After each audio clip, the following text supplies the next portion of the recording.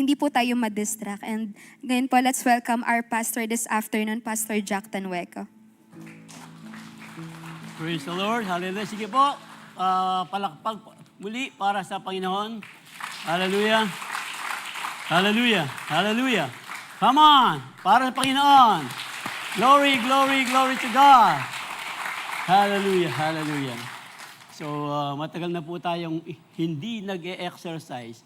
Isa ko pong mag-exercise para po paluban tayo pong maluwalas ang amana ng Diyos sa kayatampong pag-aralan ngayon hinggat panapon.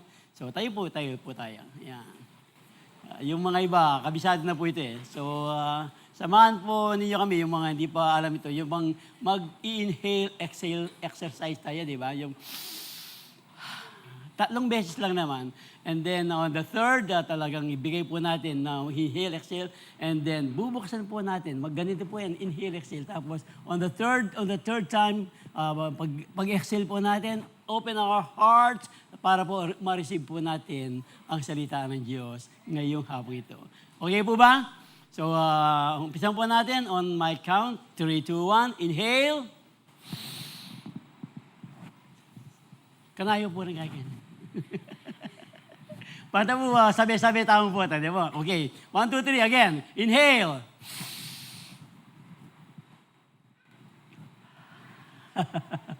One more. Inhale.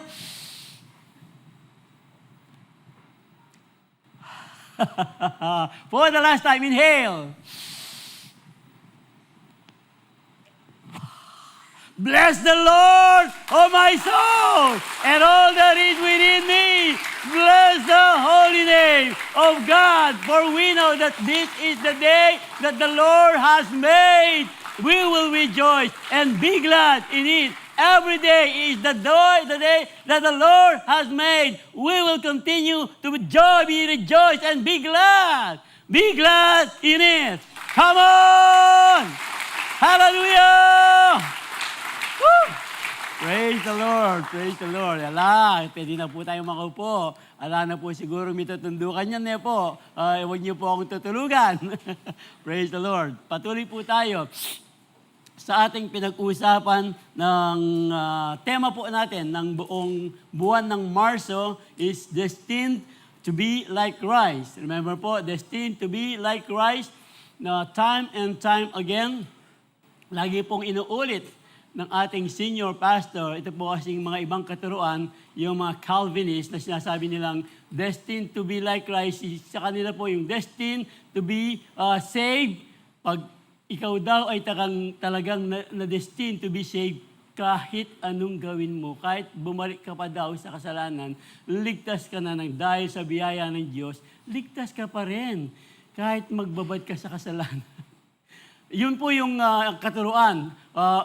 Yung on the other side naman, pag hindi ka raw pinili ng Diyos na maligtas, kahit ano pang gawin mong magpakareliyoso ka man, ano naman gawin mong gumawa ng mabuti, hindi ka raw maliligtas.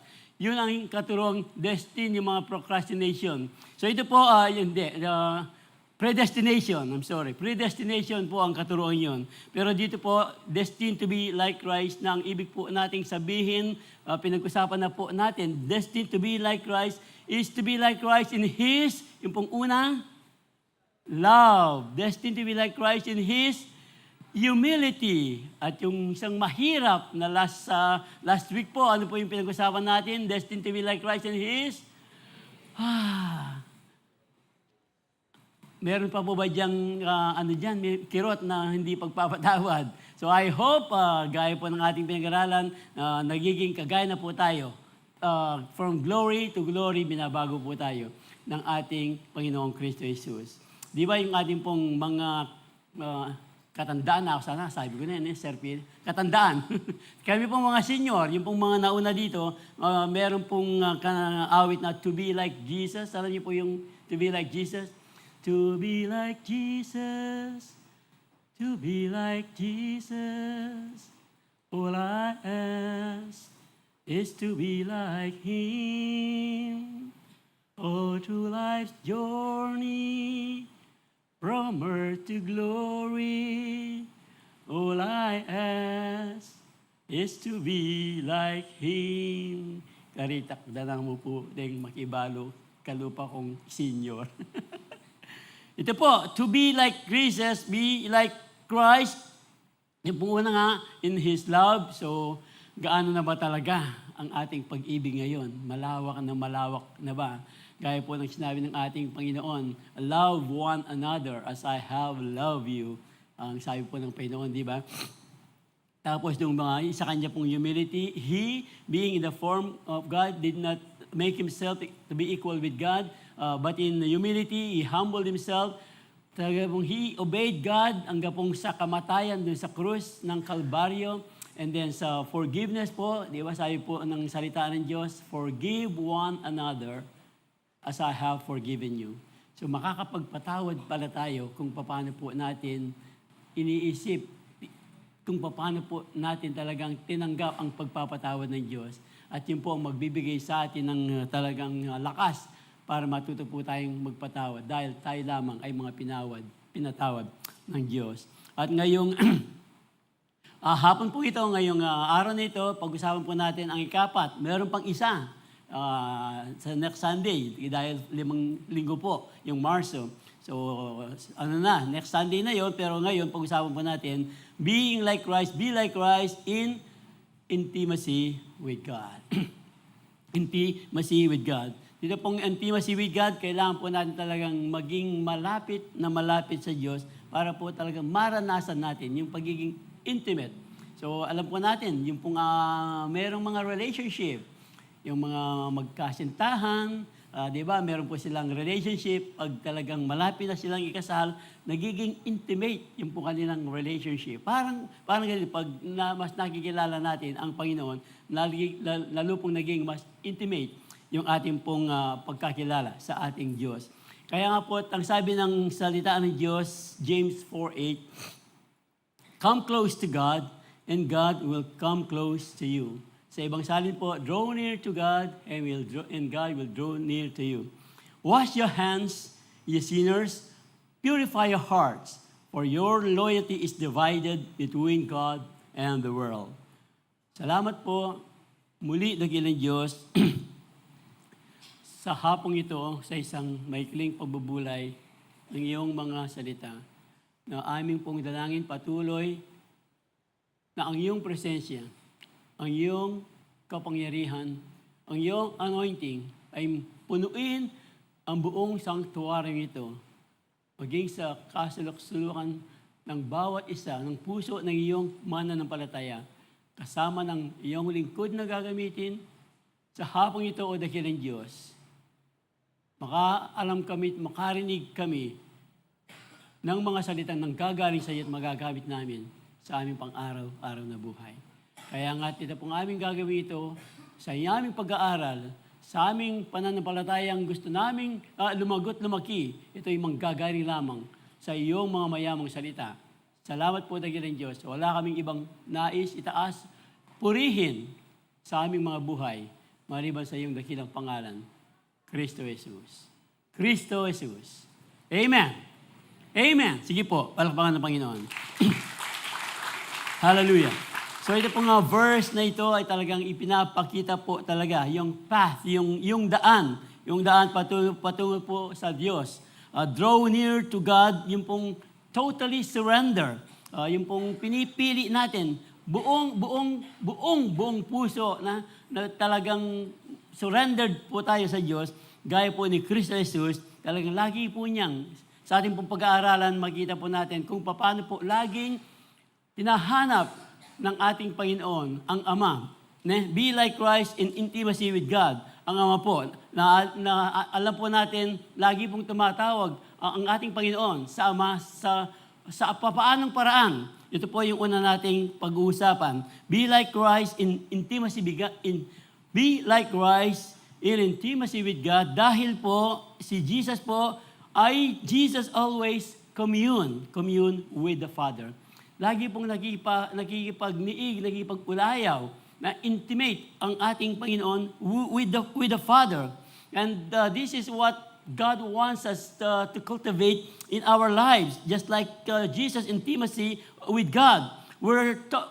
Jesus po is always talking with the Father. Ito po yung ito dapat po yung maging heartbeat natin. Na sa atin pong pagkikipag-commune sa God, talagang commune, hindi lang po basta, not just a habit.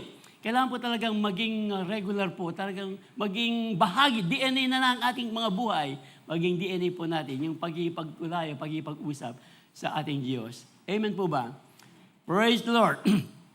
Kaya nga po, hindi lang po ito, let's make that our pursuit, anchoring our days, araw-araw, hindi po yung tuwing magipag-commune ka lang sa Diyos. Pag nasa mood ka, magipag-commune ka sa Diyos. Pag marami kang problema. Pag sobra-sobra na yung pagpapala, nalilimutan mo nang magipag-commune sa Diyos. Ganito po, mas marami pa po kung paano tayo dapat makipag-ulayo, makipag-usap sa Diyos dito po sa mga ating talatang babasahin. Kasi po, Jesus himself immersed himself in prayer and fasting. Si Kristo mismo, Jesus Christ himself talagang nagbababad siya sa panalangin. Hindi lang panalangin, kaya nga meron pang fasting. Kaya nga po ng ating gagawin this coming Wednesday. Meron po tayong win and fast, worship, intercession night, and fasting. Kaya nga po siguro pakiulit lang yung pong announcement ng ating MC, tama ba? Tagapanguna. Kasi po meron pong nagpe-prayer, meeting of the prayer warriors, dumadalo, at they are, inahayaan po natin silang umuwi na pagkatapos po ng first part ng prayer. Kasi po yung mga iba, meron pang trabaho, excuse po sila. However, kung gusto niyo pong umuwi, pag naipit po ang inyong sasakyan sa loob, medyo maiipit, yun po sinasabi ng ating MC, maiipit po ang inyong sasakyan. So, tuloy-tuloy na rin. Win and intercession night na tayo. So, marami po tayong ipinapanalangin, sama-sama po tayo sa pananalangin. Yung pong bansa, lalo na po ngayon. Dito pong gasolina, ang gaya-kaya ka rin. Saan kaya aabot ang presyo ng gasolina? Mag-e-trike na lang e-bike ni BYD. Okay, no. Ano lang po yun. Praise the Lord. Jesus himself immersed in prayer and fasting. Kasi po, ito po, tandaan po natin ito. Yung prayer, karamihan noon, siguro kahit tayo pag pupunta tayo sa prayer, ang akala po ng marami, prayer is just all asking. Prayer is all asking about God. Yung Panginoon, Panginoon, Panginoon. Kaya nga, kinalaunan yung Panginoon, nagiging Panginoon, Panginoon, Panginoon. Hindi nagiging Panginoon. Wala pong masama doon. Of course, nagpe-pray po tayo sa mga provision, protection ng ating mga buhay. However, prayer is more than just that. Hindi lang po talagang sinasabi natin sa Panginoon, yung ating mga puso, ang prayer po ay pagkikipagniig sa Diyos. Yung minsan pag nanalain ka, you let God magsalita po sa atin. Sa pamamagitan po ng kanyang mga salita, and there are times na kailangan po natin talagang dumamagay sa diwa ng pananahimik para marinig po natin ang gentle voice ng ating Panginoon. And sa pananahimik at i-impress po ng Panginoon kung ano ang gusto niyang ipagawa sa atin, kung ano ang gustong ibigay ng Diyos sa atin. Hindi ba alam natin, pag tayo po ay nanalangin, alam naman ng Diyos ang ating pangangailangan. Of course, sinasabi natin, with prayer and supplication, sabi po ng Philippians 4, 6, and 7 na tayo, let your request with prayer and supplication, with thanksgiving, let your request be made known to God. Kasama po yun. However, sabi nga, yung prayer po, meron pong mas malalim na pakikipag-ugnayan, pakikiulayaw sa Diyos dahil kailangan po nating bawat mananampalataya ang pananalangin. So, mamaya po, titignan natin hanggang saan na kaya yung aking pananalangin. Yung pong aming mga CEO kaninang umaga, dahil ito po ang tinatalakay, nabuksan po ay ang kanilang mga puso. Sabi po ng isa, ano kaya ang share ko sa aking CEO? Ano kaya ang share ko sa aking CEO? Tapos, in-impress daw ng Panginoon sa kanya, kulang ka sa prayer. Kulang ka sa prayer. Ini-impress ba ng Panginoon sa atin ngayon yan? You can only, kayo lang po ang pwedeng makasagot niyan. Kaya nga, Jesus always commune with the Father. It is a two-way communication, and in most cases, ang mas maganda pong lagi, ang Diyos ang nagsasalita sa atin. Mag-pray po tayo, pero let God speak into our hearts para po talaga mas maging malalim, maging intimate po yung ating pagkikipag-ulayaw sa ating dakilang Diyos. Matthew 4:1-3 po, sabi po ng salita ng Diyos. Then Jesus was led by the Spirit into the wilderness to be tempted by the devil. After fasting 40 days and 40 nights, he was hungry. The tempter came to him and said, "If you are the Son of God, tell these stones to become bread."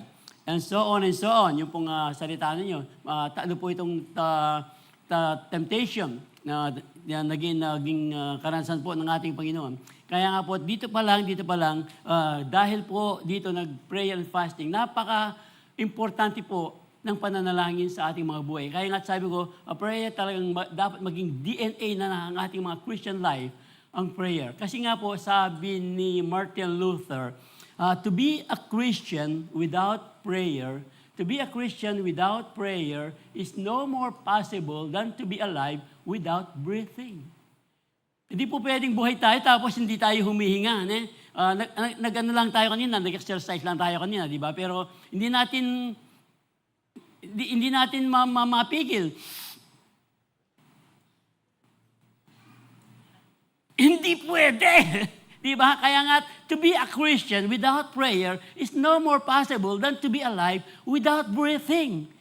Kailangan ang pananalangin, kasama po yan sa ating pang-araw-araw na buhay bilang mananampalataya ng ating dakilang Diyos. Amen. Amen. Come on. Ay!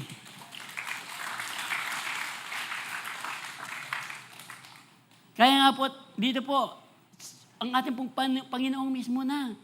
Kung ang ating Panginoong Kristo Jesus, nanalangin ng fasting pa 40 days and 40 nights, sino po tayo para hindi isama ito sa ating pang-araw-araw na buhay bilang mananampalataya, bilang mga Kristiyano? Si Jesus po talagang nung manalangin siya, naging victorious po, alam po natin, naging victorious po ang ating Panginoon sa temptation. Kaya nga po, kailangan natin, gusto po natin maging victorious pagdating ng mga temptation para hindi po natin mamasabing, tukso, layuan mo ako, hindi po lalayo ang tukso. Pag-pray po tayo para po managumpay tayo sa tukso. Yung pong tukso, hindi pa po kasalanan yan. Alam naman natin, kayo po, mga gusto mo ng, di ba tinutukso ka ng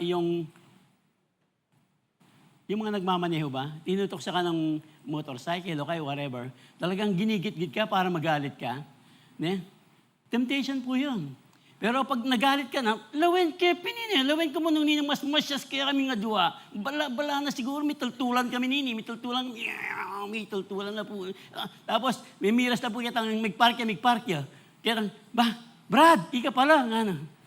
Pareho na pang munta kayong pisambon. ano lang po yun? Exercise lang po yun. Pero the point is, mga simple, pag uwi mo na lang sa bahay, galing ka ng church, tapos wala kang inabutang ulam. Di ba? Bahala na pusa yung pagdakan ko ba? Kaya ako nabugnisin na akong yung mga ganun ba, tutoksyon ka ng diablo, yung umorder ka ng pagkain sa restaurant, 20 minutes na, layo pa. Sabi daw, 15 minutes mo. Lapas na yung 5 minutes. Outstanding manager, butalay pa ka ng pamangan. Yung mga ganun ba, tutoksin ka para magalit. Pero, tukso pa lang yun. Pero pag nagalit ka na, tapos minura mo yung server, wala naman siyang alam-alam, yung nagluluto ang may problema, baka hinuhuli pa sa San Fernando yung manok na chicken na, yung mga simpleng bagay po na, of course, pag malalaki ng tukso, alam natin yung mga malalaki, dito talagang mananagumpay ako dito. Hindi ako mangangalunya, hindi ako magnanakaw, hindi ako magmamarder. Di ba yung mga ganon? Pero meron din. Di ba ang sabi ng salita ng Diyos, hindi ka na kailangan pumatay para maging murderer? Huwag ka lang mag-forgive. Yung pinag-usapan natin, huwag ka lang mag-forgive. Kasi pag hindi ka nag-forgive, pag nakikita mo siya, mapalari siya sana ini. Sana may bagsak yung negosyo na. Di ba yung mga ganon? Sabi kasi ng salita ng Diyos, hindi ba? Nagalit ka lang sa tao, talagang buriming, talagang nung malyari mo, panyaksakan mo, pero diyan may ka na pinyaksak. Kahit po hindi mo na ginawa, nag-commit ka na raw ng murder. Temptation po yun. Dito po, yung temptation, hindi pa kasalanan yan until nag-submit ka, nag-yield ka doon sa temptation. Amen. So, nasusundan po yung ating pinag-aralan. Kaya nga po, kaya nga si Jesus himself, talagang, doon po sa Matthew 24:25, bago po itong babasahin nating talata, ang Kristo mismo, sabi po niya, pagdating ng araw, ito pong araw na ito, nakikita na po natin, many will turn away from faith. Many will turn away from faith. Yung mga nahihirapan na, tatapos hanggang ngayon, hindi pa nasasagot yung kanilang panalangin. O kaya naman, yung may iba, turning away from faith dahil sobra silang pinagpapala ng Diyos. Maraming mga bagay, many will turn away from faith. Kaya nga po, ang bilin ng Diyos sa kanyang mga disciples, watch and pray so that you will not fall into temptation. Matthew 26:41. Kaya kailangan talaga natin ang pananalangin para hindi po tayo mahulog sa tukso. Kasi po, yung spirit is willing. Talagang ayaw ng spiritong mahulog sa tukso. Kaya lang po, minsan, yung laman, mahina ang laman. Yung po sinasabi na tayong mga example kanina, mga maliliit na example, laman po yun. Pag, halimbawa, yung spirit talagang gustong-gusto mo talagang pumunta ng church. Pero yung espiritu mo, parang gusto ko munang mag-mall ngayon. Huwag muna kaya ako mag-church ngayon. Total, meron namang next Sunday. Diba? O kaya, Saturday ang punta mo. Total, Sunday na lang ako pupunta. Yung Sunday, dumating yung meron kang naging abala. Next Sunday na lang. Yung mga ganun bang mga simpleng bagay. Watch and pray so that you will not fall in temptation. Gustong-gusto po ng Spirit yung Espiritu natin na nasa ating Panginoong Kristo, gustong kaya lang may mga pagkakataon, nagiging mahina po yung katawan. Kaya nakakapag-give in, nakakapag-yield sa temptation yung mga ibang mananampalataya. Hindi po yung mga taga-Calvary. Amen? Okay? Amen po ba? Praise the Lord. Hallelujah. Woo!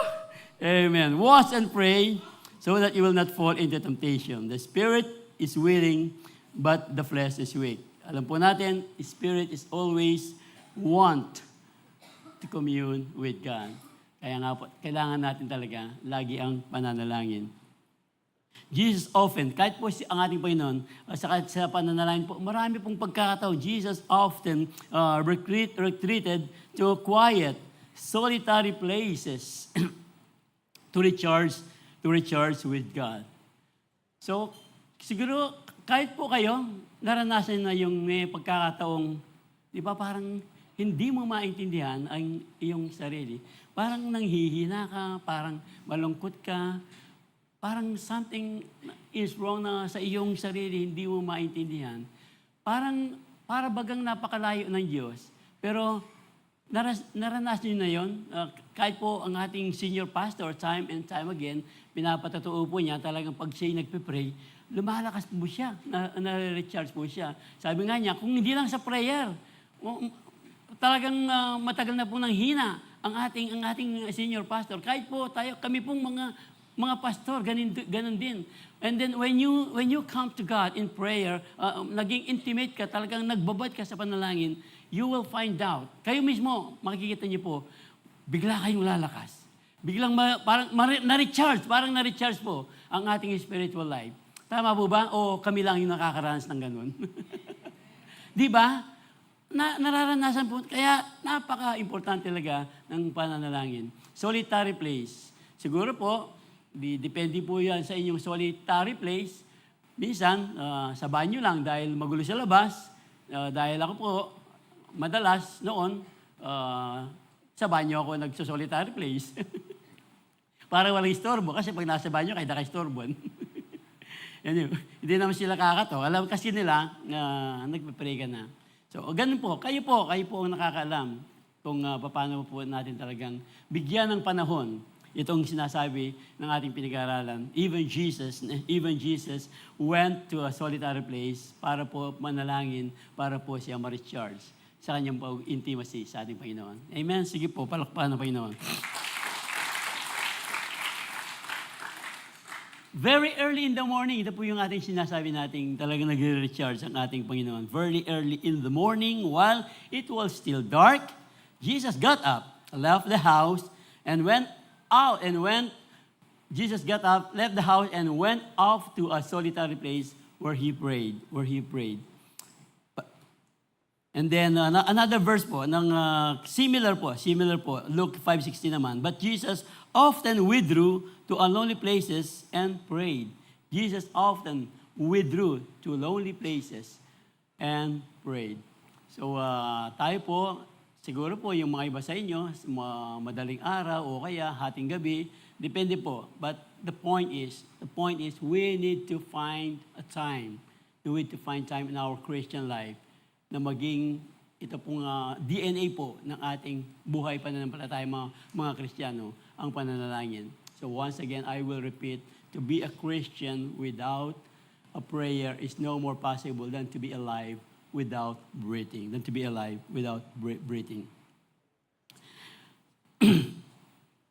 Nung yung ating Panginoon, meron pong pinakaing 5,000. Remember po the feeding of the 5,000 na pinag-aralan natin. Of course, hindi lang sila 5,000. Pinag-aralan natin yan, more than 5,000 yun because 5,000 are only counted yung mga lalaki. And after that po, after he had dismissed them, pagkatapos po nilang kumain, dahil inabot po sila ng this oras dahil magugutom sila, wala silang pagkain. Alam niyo yung kwento. And after that, dinispis na po sila, he went up again on a mountainside by himself. So, ang dami pong mga talata dito sa ating pinag-aaralan sa panalangin po ng ating Panginoon. Later that night, he was there alone. So, again, Jesus withdrew to solitary places to connect with God. Bakit po? Hindi lang po basta mag-recharge. Sa kanya pong panalangin, kailangan po ng Panginoon. Ang direction, kailangan po ng Panginoon. Ang decision, seek guidance. So ito po yung ating isang way na pag tayo po ay nanalangin, nagipag-commune po tayo sa Diyos. Hindi lang po talaga basta humihingi. Ano lang yun? Parang sabi nga ng ating senior pastor, pag pinagpala tayo ng Diyos, sinagot tayo ng Diyos ng mga finances, mga material, na yun lang daw ang pinakamaliit na blessing na natatanggap natin. Pero dito po sa ating pinag-aaralan, to seek guidance at nag-recharge po, para po ma-recharge siya. Guidance, dahil po tayo po sa ating mga ginagawa, tayo po pag naghahanap ba ng trabaho, o basta na lang natin tatanggapin yung trabaho, o pag yung pong mga dalagat binata dito, pag meron bang nanliligaw sa inyo, ay pogi ha. Pero hindi naman siya Christian. Pero yung isa, hindi naman gaano pogi, pero mabait, Kristiyano. Sino kaya pipiliin mo? Si pogi na lang. Kasi si pogi, pwede pang ipag-pray yun para manalangin. Ay para maging Christian. Pero si Christian na hindi pogi, kahit ano bang panalangin yun, hindi na magiging pogi yun. Pwede na po rin yun. No, the point is, direction guidance sa ating pong pagtatrabaho. Meron po tayong mga kapatiran na talagang, yung pong trabaho nila talagang it's against the principle of the Word of God, sa prinsipyo ng Diyos. Di ba? Narinig natin, giniba po nila yung kanilang trabaho, yung part of their tinitinda, dahil alam nila, kailangan nila ng direksyon ng Diyos. So, hindi lang basta nila ginibap, They prayed a lot. And it takes many days, yung iba pa, years, bago po nila talagang nakinig sa direction na gusto ng Diyos. And after that, pagkatapos nilang sumunod sa direction, mas dinagdagan po ng Diyos yung pagpaparang kanilang iniisip din sa kanilang dating trabaho, sa kanilang dating negosyo. Ganun po ang ating Panginoon. Pag talaga pong sinik po natin yung kanyang guidance, ang Diyos po, alam niya kung paano tutugunin yung ating mga pangangailangan. Yung ating mga blessing, ano lang yan, mga maliliit na bagay lang daw yan, sabi ni ano. Yung pong guidance po, seek guidance, yung, di ba yung kapayapaan? Hindi mo pwedeng mabili yung kapayapaan. Makakabili ka daw ng magagandang Salem bed. Hindi mo Salem bed. Ala na po Salem bed yan, kasi ala na. Di ba kasi noon, yung Salem bed po, sabi nila, I want 1/3 of your life. Narinig na yun? Bakit kaya 1/3 of your life? Trivia lang. Wala po dito. Nani pa may biyan. Nung ko rin kilawin. 1/3 of your life. Di ba yung oras ng pagtulog, ilang oras? 8 hours. So yung 24 hours, ilang portion yung 8 hours? Di ba? 1/3. So I want. Magaling sila, parang ikakas ka nila. Pero ang sabi nga, makakabili ka na ng pinakamagandang tulugan. Pero hindi ka naman makakabili ng mahimbing na pagtulog. Ito po yung kailangan natin sa pananalangin. Para po maging mahimbing ang ating pagtulog, mag-recharge po tayo. Pagkatiwala po natin sa Diyos yung ating gabi. And doon, yung pong prayer po natin, magkakaroon tayo ng kapayapaan. Amen. Praise the Lord. Praise the Lord. At hindi lang po yun, yung talagang pagpunta. Ano pa ba yung kinakommune ng ating Panginoon? Hindi lang, marami po. Tayo rin po, marami ang pwede nating ipag-pray sa Panginoon. Ang ating pong Panginoon sa kanya pong pananalangin, idinalangin po niya yung kanyang mga disciples sa Ama. Nasa 17:11 po yun ng John. John 17:11, when Jesus prayed, tumawag po siya sa Father. John 17:11, tumawag po siya sa Ama at ipinanalangin niya yung mga disciples. Sabi po na I will remain in the world no longer, but they are still in the world. And I am coming to you, Holy Father. So yung tumatawag po, talagang nagipag-commune. Si Jesus, Holy Father, protect them by the power of your name. The name you gave me, so that they may be one as one. So pinalangin po ang kanyang mga disciples ng protection, ng unity. Isa lamang po ito sa bahagi ng pananalangin, communing ng ating Panginoong Kristo Jesus sa Ama. Hindi lang yun. Alam naman natin, di ba, when Jesus was still hanging on the cross, ano po ang sabi niya? Nag-intercede po siya sa mga tao. Ano po ang sabi ni Jesus? Father, forgive them. Father, forgive them.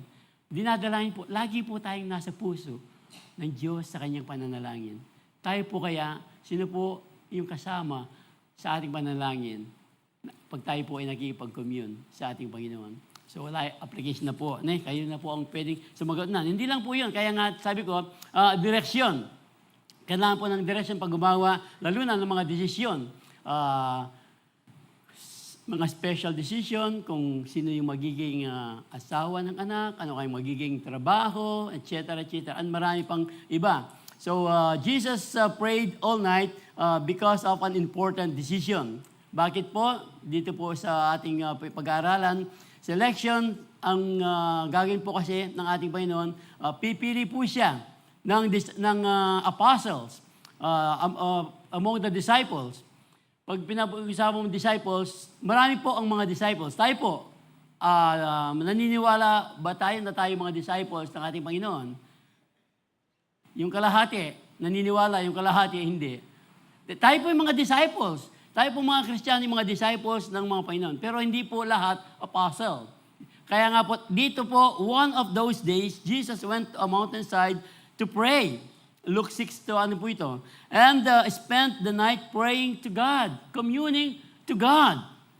When morning came, He called His disciples. Ito po yun, yung mga disciples noon. Marami po sila, talagang hundreds, yung pong mga disciples during that period ng ating Panginoon sa kanya pong pangangaral at pagtuturo. So, to Him and choose 12 of them. So alam na po natin kung sino ang napili, whom He also designated as an apostle. So meron pong pag-apostle po, ibig sabihin, pag apostle talagang pinili sila, selected one for a divine purpose. So tayo po, meron kayang apostle sa atin, no? Wala po din sa ating pinag-aralan. Pero importante po, lahat po ng mga mananampalatayang mga Kristiyano, tayo po ay mga disciples. Lahat po ng mga disciples magsabi ng amen. Parang kalahati lang yung bisido. Amen! Praise the Lord, tayo pong lahat ay disipulo ng ating Panginoon. Kaya nga, lagi pong nag-withdraw ang ating Panginoon para po sa mga crucial, lalo na po, pagka-crucial decision, hindi po hinahayaan ng Panginoon na hindi muna siya manalangin.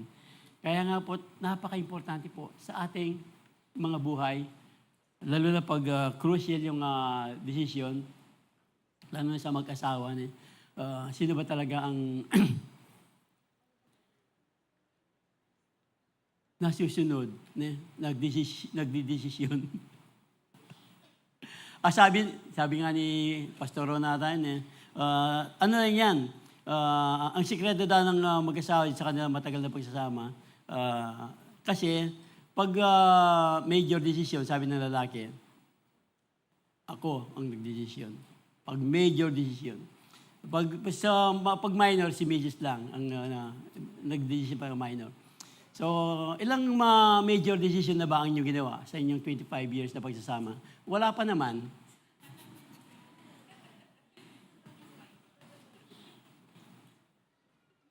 Pero sa mga major decision, ito po, hindi po si Mrs. Ang kailangan po natin, ang Diyos, ang direksyon ng Diyos sa pamamagitan po ng pananalangin. Amen! Praise the Lord! Hallelujah! Like Jesus, just like Jesus, the apostle prayed together. Ito pa po, isa pa po, when facing crucial decision, seeking God's guidance. Kasi po, alam po natin, yung pong 12 na lang, meron pang naghudas na isa. Diba? Tapos, kailangan mapalitan sa yung naghudas. So, meron pong panahon dito na talagang kailangan po, meron pumalit sa 12. Ito po, so they nominated 2 of them. Kailangan po nilang talagang mag-pray sa crucial decision na ito. So Joseph na tawag sa kanya Barzabas, known also as Justus, and Matthias. Matthias. Then they prayed, Lord, you know everyone's heart. Crucial decision po ito. Kasi isang apostle na papalit kay Judas na naghudas, kaya nga siguro Judas ang kanyang pangalan. So mga bata, baka gusto nyo nung maging pangalan yung magiging anak, Judas, huwag nyo gagawin yun. Anyway, to take over apostolic ministry, which Judas left to go where he belongs. Then they cast lot. Ang point po dito, they cast lot, talagang doon sa kanilang pananalangin, hindi lang sila basta pumili na. Nakano pa sila, meron pang they cast lot. Ano ba yun? Yung siguro, hindi natin alam kung paano, pero dito pag nagka-cast lot, kala nung 2 lang, di ba? Kapag 3 kayo, anong ginagawa niya? Can you clap your hands? Nicole, Kenika. Ano lang to, di ba ganyan? Kunyari to, cast lot to. So, 1, 2, 3. Makiapos ko na ako, dapat natin mawala kaya tamo. O, sige, 1, 2, 3. So, yan po yung napili. Parang ganoon yung ginawa nila. They cast lot. Ang yung napili, si Matthias. During that period, they cast lot. Dahil, they ask guidance sa Panginoon. Dahil crucial po yung decision. And after that, na meron dalang pinili, nag-cast lot pa sila. At ang Diyos po, ang pumili kay Matthias. Praise the Lord. So, nag-gets po ninyo yung ating pinag-aaralan. Kailangan natin. Kaya nga, let's make prayer our first step. Lagi pong first step, hindi po last resort. Ang prayer, not our last resort. Gaya po ng ating Panginoon, lagi pong inuuna ang pananalangin. Di ba sa umaga, paggising sa umaga, prayer tayo, bago matulog, prayer. 2 lang. Hindi po ganun. So, alam po natin, kaya nga pray without ceasing, hindi ba? Napaka-importante po. Sa paglalakad lang, sa lahat po natin ginagawa, napaka-importante pong, yung prayer po, hindi naman yung talagang, habang nagtatrabaho ka, tapos nakaluhod ka, masisanti ka. Di ba, masisanti? Tapos, yung isa, habang nagtatrabaho, hindi naman namalayan, may patutudyo. Di natanging boss. In Jesus' name I pray. Kunyari, manalangin niya, may patutudyo pa. No, ang point is, pray without ceasing. Lagi po nating, yung pagkikipag-commune sa ating Panginoon. Always asking God's guidance sa ating pong mga desisyon araw-araw. Yeah? So let's make prayer our first step, not our last resort, just like Jesus did. Yung po pagiging kagaya ni Kristo, sa pagiging intimacy with God, yung ating pong Panginoong Jesus mismo, Jesus frequently spoke about the Father. Lagi po niyang sinasabi, sa atin po ngayon, dahil nga nagipag-commune tayo, lagi tayong nagipag-commune sa ating Panginoon, mas marami tayong nalalaman yung ginagawa ng Diyos sa atin. Pag nakikita natin, nararanasan natin yung ginagawa ng Diyos natin, ito po yung sinasabi ng ating pinag-aaralan, sinasabi natin sa iba. Kaya nga meron tayong mga testimony. Sinasabi natin sa iba, ikinikwento natin sa iba, sa ating mga anak, sa ating mga apo, kung ano ang pinaranas ng Diyos, nung tayo ay tumawag sa Kanya, nanalangin sa Kanya, humingi ng direction sa Kanya, ito po inikwento natin, parang testimony po natin. Kaya nga po, tuwing Wednesday, kung gusto niyo pong i-share, hindi pa kayo nakakapag-share kung ano ang ginawa ng Diyos, ginagawa ng Diyos sa inyong mga buhay, punta po kayo ng Wednesday dito kung hindi pa kayo pumupunta at i-share po natin kung ano ang ginagawa. Ito po yun. Jesus frequently spoke about the Father. Less frequently spoke kung ano ang ginagawa ng Diyos sa ating mga buhay. Marami pong mga talata yan, pero siguro titignan lang natin. On the Father's nature, Jesus spoke on the Father's nature po.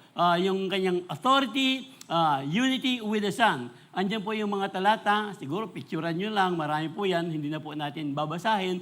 Father's nature, authority, and unity with the Son.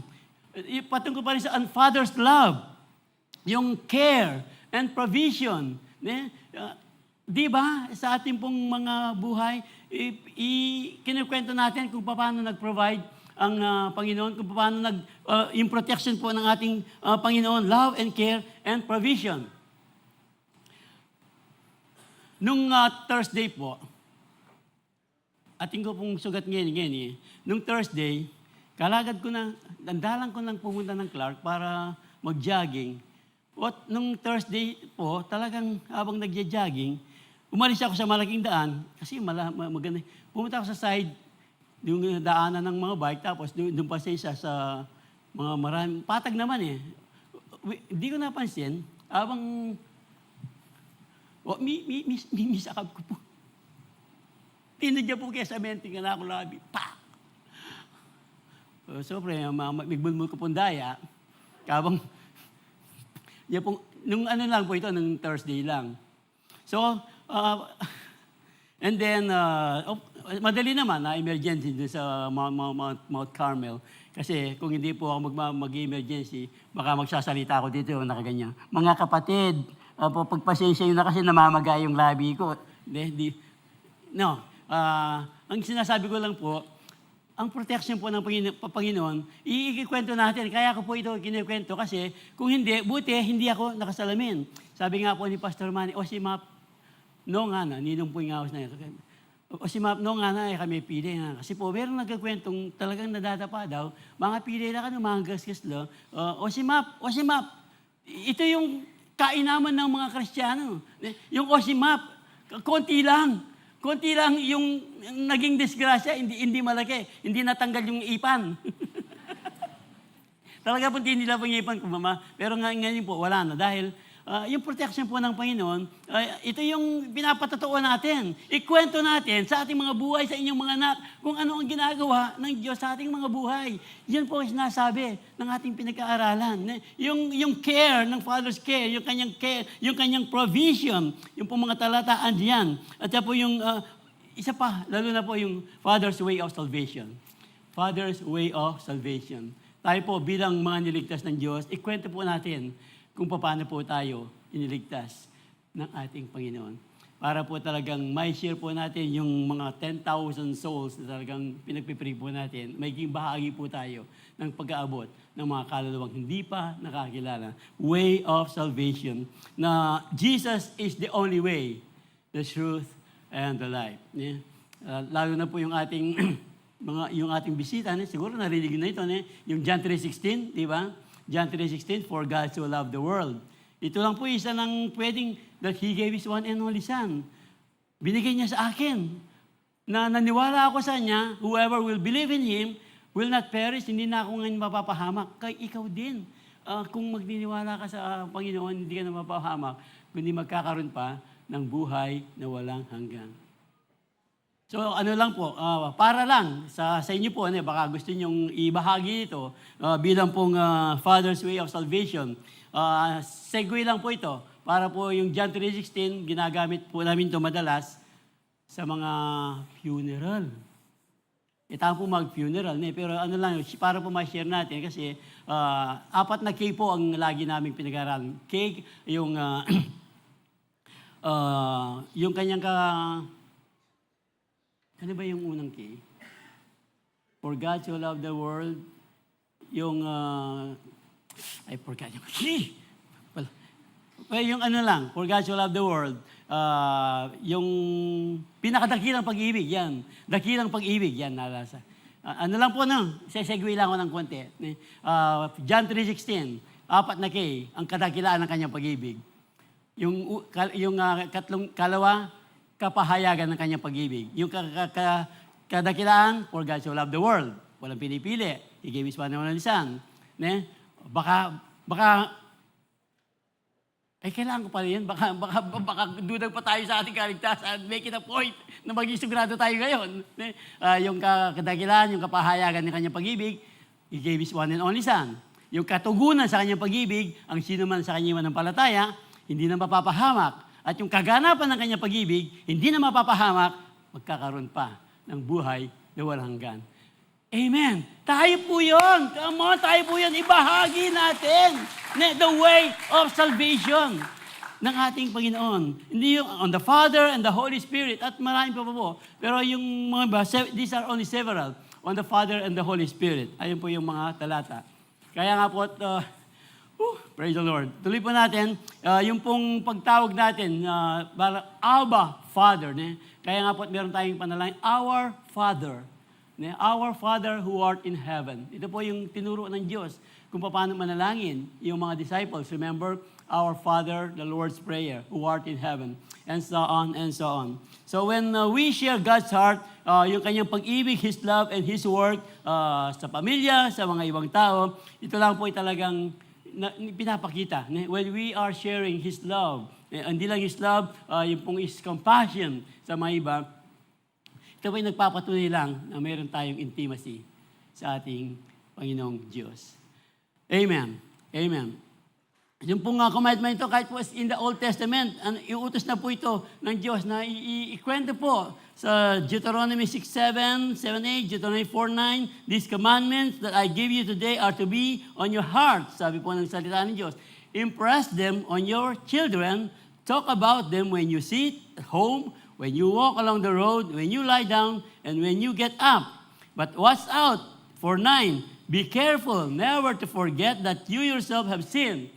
Do not let this memory escape from your mind as long as you live, and be sure to pass them on to your children and grandchildren. So kahit po sa matandang tipan, sinasabi na po ng Diyos na ikwento po natin kung anong ginagawa ng Diyos sa ating mga buhay. Basta, yung pong kinikwento natin, talagang binago ng Diyos ng ating buhay. Pag kinikwento natin ang pagbabago ng Diyos, wala man silang nakikitang pagbabago sa ating mga buhay, ibang usapan po yun. Ne? Kaya nga po, kuminsan kahit hindi mo ikwento, pag meron kang nakakausap, meron magtatanong sa'yo, nanong religion mo? Born again ka? Balada tuloy, kala tuloy nila yung born again religion. Pero ang ibig lang sabihin, pag nakikita nilang anong ngayong religion, ano yung ngayong born again ka ba, na ibig sabihin, nakikita po sa ating buhay na meron tayong intimacy sa ating Panginoon. Amen. Kaya nga po, bilin ng ating Panginoon, He said to them, go into all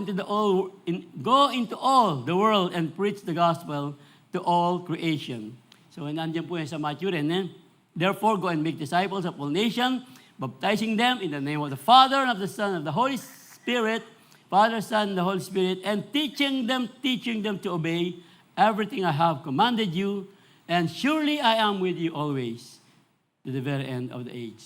So, hindi po tayo, pag tayo po'y nagkwento, pinakita natin na meron tayong talagang pag-iisa sa Diyos, makikita po ng mga tao yan. At ang Diyos po, meron pong kapangyarihan ng banal na Espiritu, but you will receive the power of the Holy Spirit when it comes to you. And you will be my witnesses in Jerusalem, in all Judea and Samaria, and to the ends of the earth. Ma-empower po tayo. We will be empowered by the Holy Spirit to proclaim God's goodness and grace for salvation, proving our intimacy with God just like Christ. At pag meron po tayong, pag-commune tayo sa ating Panginoon, at talagang sinishare natin yung kanyang salita, hindi lang yon, pinufulfill po natin. Pinufulfill natin ang kagustuhan ng Diyos sa ating mga buhay. Jesus fulfilled all the will of the Father na gusto rin po ng Diyos na ma-fulfill din po natin sa ating pang-araw-araw ang kagustuhan ng Diyos sa ating mga buhay, hindi po yung ating mga kagustuhan. To be like Christ po yung intimacy with God, kaya mo ng example ng ating Panginoon, lagi pong pinaprioritize yung kagustuhan ng Diyos, the Father's will, sa ating mga buhay. So para po talagang lagi pong naka-align. Remember po, doon sabi ng Jesus, 3 beses na bago siya ipako sa krus, remember, 3 beses po siyang nanalangin na sana, kung pwede lang, this cup of suffering ay di na dumaan sa akin, ang sabi po ng Panginoon. Pero not my will, but your will be done, ang sabi po. Kaya nga po, ito po, ano ba talaga, ang salita ng Diyos, siguro dagdag po natin itong sa Lord's Prayer, give us this day our daily bread. Ano ba talaga ang daily bread natin bilang mga mananampalataya? Alam po natin ang ating Panginoong Kristo Jesus, sabi sa John 4:34, my food, said Jesus, is to do the will of Him who sent me and to finish His work. To finish His work. Sabi ko nga, give us this day our daily bread. Hindi lang po basta ano yun, physical na daily bread. Yung pong daily bread natin, yung pong gawin, yung kautusan ng Diyos, yung gusto ng Diyos sa ating mga buhay. Will ba ng Diyos na tayo magpatawad? Will ba ng Diyos na tayo maging humble? Will ba ng Diyos na talaga umibig tayong gagaya niya? Yun po yung will. Give us this day our daily bread. Whatever your will, God, to me this day. Hindi lang po physical na pagkain. Yung pong will, whatever the will of God in our lives. Gusto ng Diyos na huwag kang mandaya. Gusto ba ng Diyos na mandaya ka? Huwag mandaya sa trabaho, sa negosyo. Yung pong will ng Panginoon, give us this day. Yung talang direction, guidance ng Panginoon. Yun po yung will. We'll follow the will of God. Na hindi yung ating will na gusto nating kumita, kailangan mandaya. Gusto nating pumasa sa exam ng mataas ng grade. Gusto na di ba? Mangungodi ko, ha? Ano yan? Sabi ng teacher. Mama, ano po ito? Mga prayer request po ito. Prayer request, anong prayer request? Ng mga answer yan sa mga tanong natin Ay, praise the Lord, nasagot na yung aking panalangin. No, the point is, alam po nyo ang ibig sabihin. Mga small things, mga big things. Gusto po ng Diyos yung kanyang will, hindi yung ating will. Kaya nga, for I have come down from heaven Not to do my will, but to do the will who sent me. Do the will who sent me. Yung sabi po ng salitaan ng Diyos. So, yung pong to love like Jesus, to be humble, to forgive, isa lamang po yun. Isa pa nga, to be like Jesus,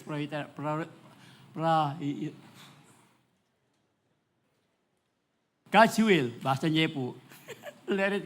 Prioritize God's will.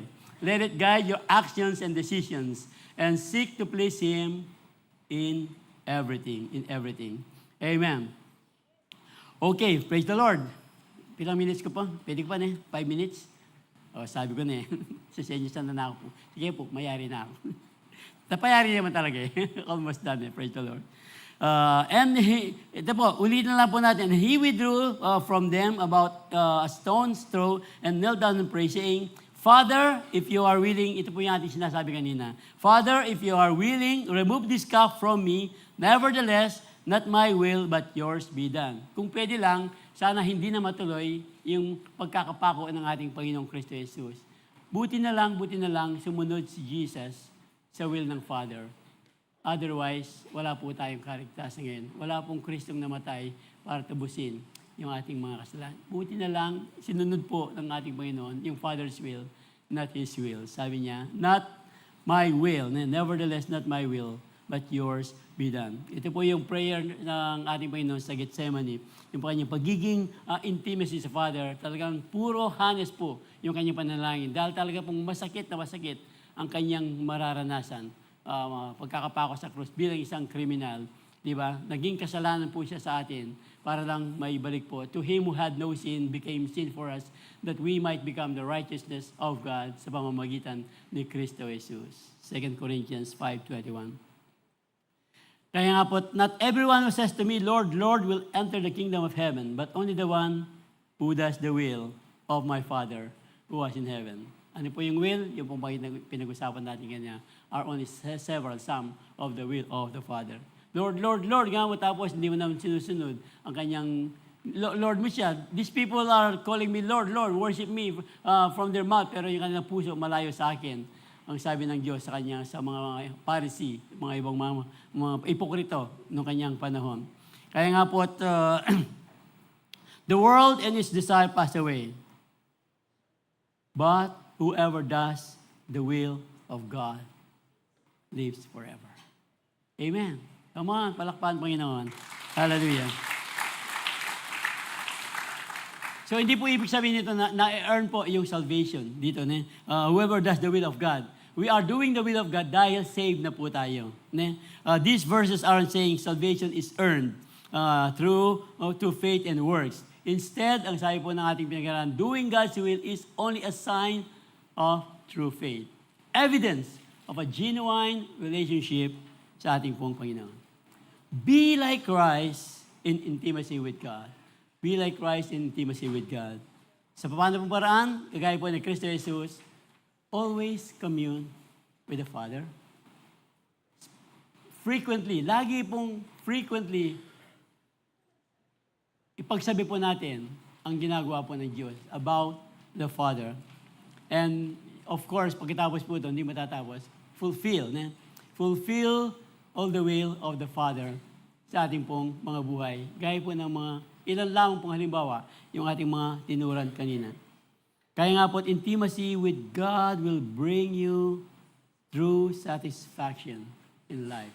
Intimacy with God will bring you through satisfaction in life.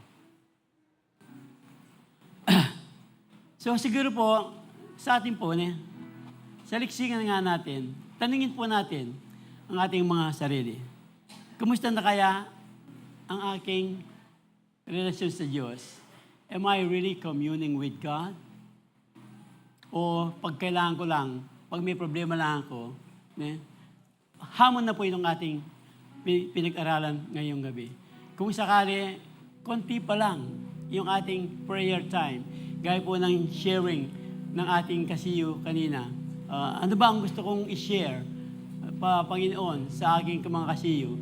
Ang sabi po, in-impress ng Diyos sa kanya, kulang ka sa panalangin. Kulang ka sa panalangin. So ito po, nagkukulang ba tayo sa panalangin? yung pag-ipag-commit sa God? O kaya, nagkukulang ba tayo sa pagkukwento sa Diyos sa mga tao? Nahiya ba tayo? Or, mas madalas, sinusunod natin ang gusto ng ating sarili. Sinasaintabi muna natin ang Diyos. Mas nauna po yung gusto natin kaysa sa Diyos.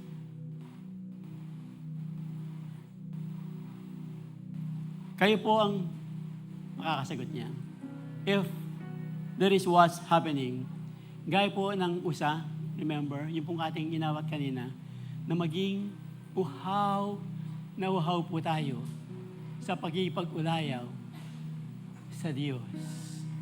Hallelujah. I stood here panting for the water, so my soul longed after thee. You alone are my heart's desire, and I long to worship thee. As the deer panted for And as the deer panted for the water, so my soul longed after thee. You alone are my heart's desire, and I long to worship thee. You alone are my strength, my shield. To you alone may my spirit yield. You alone are my heart's desire, and I long to worship thee. And you alone are my strength, my shield. To you alone may my spirit yield.